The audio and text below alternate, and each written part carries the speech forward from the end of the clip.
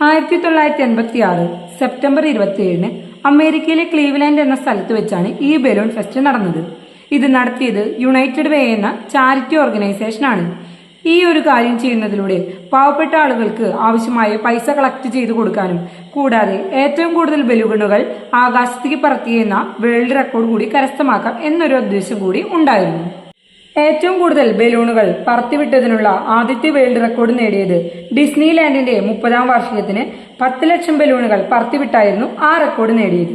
എന്നാൽ അതിലും കൂടുതൽ ബലൂണുകൾ പറത്തിവിട്ട് ഈ പ്രാവശ്യത്തെ വേൾഡ് റെക്കോർഡ് നേടണമെന്നായിരുന്നു ഇവരുടെ ഉദ്ദേശം. അങ്ങനെയാണ് 15 ലക്ഷം ബലൂണുകൾ പറത്തിവിടാൻ തീരുമാനിച്ചത്. ഈ ബലൂണുകൾ പറത്തിവിടുന്നതിന് 6 മാസത്തിൽ കൂടുതൽ തന്നെ തയ്യാറെടുപ്പുകൾ വേണ്ടിവന്നു. സെപ്റ്റംബർ 27 ക്ലീവ്ലാൻഡ് എന്ന സ്ഥലത്തിന്റെ നഗരമധ്യത്തിൽ 2500-ൽ കൂടുതൽ ആളുകൾ ചേർന്നാണ് ബലൂണിൽ എയർ നിറച്ച് 15 ലക്ഷത്തിലധികം ബലൂണുകൾ വീർപ്പിച്ചെടുത്തത്. ഈ നഗരത്തിന്റെ മധ്യത്തിൽ വലിയൊരു നെറ്റ് കെട്ടിയിട്ടാണ് ഈ ബലൂണുകളെല്ലാം അതിലിട്ടത്. അങ്ങനെ ഉച്ചയ്ക്ക് 2 മണിക്ക് ശേഷം 15 ലക്ഷം ബലൂണുകളും പറത്തിവിട്ടു.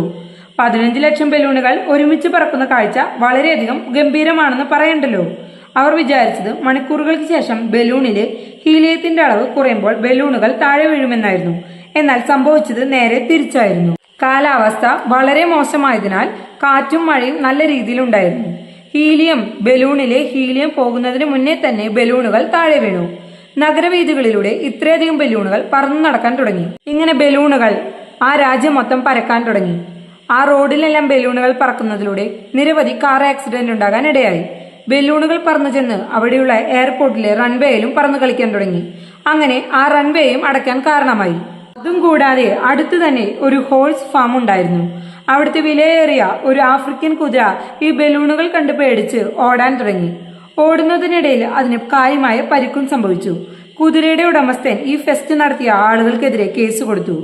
വലിയ നഷ്ടപരിഹാരം കൊടുക്കേണ്ടി വന്നു ആ കുതിരയുടെ ഉടമസ്ഥന്.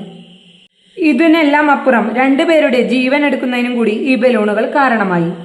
ഈ പരിപാടി നടക്കുന്നതിന്റെ തലേദിവസം ഫിഷിങ്ങിന് പോയിട്ടുള്ള 2 ഫിഷർമാൻമാരെ കാണാനുണ്ടായിരുന്നില്ല. അത് തിരിഞ്ഞു നടന്ന പോസ്റ്റ് ഗാർഡിനെ ആ കടലിൽ ഈ ബലൂണുകൾ കിടക്കുന്നത് കാരണം ആളുകളെ കാണാൻ സാധിച്ചില്ല. ബലൂണുകളാണോ ആളാണോ എന്ന് തിരിച്ചറിയാനുള്ള ബുദ്ധിമുട്ടായിരുന്നു അതിന് കാരണം. അത്രയധികം ബലൂണുകളായിരുന്നു ആ കടലിൽ ആ സമയത്ത് പരന്നു കിടന്നിരുന്നത്. കണ്ണെത്താ ദൂരം മൊത്തം ബലൂണുകൾ പരന്നു കിടക്കുകയായിരുന്നു. അതുകൊണ്ട് തന്നെ 3 ദിവസത്തിനു ശേഷം ആ ഡെഡ് ബോഡികൾ അളിഞ്ഞ രീതിയിലാണ് തിരിച്ചു കിട്ടിയത്.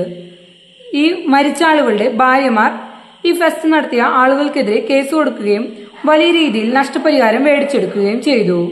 വ്യത്യസ്തമായ രീതിയിൽ വേൾഡ് റെക്കോർഡ് നേടിയെടുക്കാൻ നോക്കിയതാണ് അവർ.